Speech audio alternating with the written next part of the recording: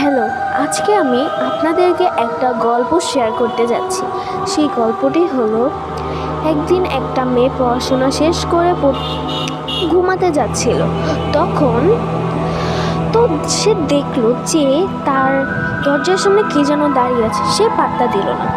হঠাৎ করে সে দরজার ঠক ঠক আওয়াজ পেল। সে কিছুটা ভয় পেল। সে একটু ভয়ে ভয়ে ভয়ে ভয়ে একটুখানি দরজা জানালা কাঁপাকাঁপি শুরু করছে। সে তাড়াতাড়ি করে দরজা জানালা বন্ধ করে দিল।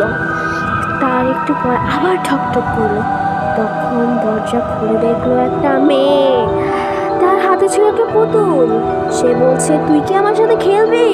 পরে সে, তোমাকে তো আমি চিনি না।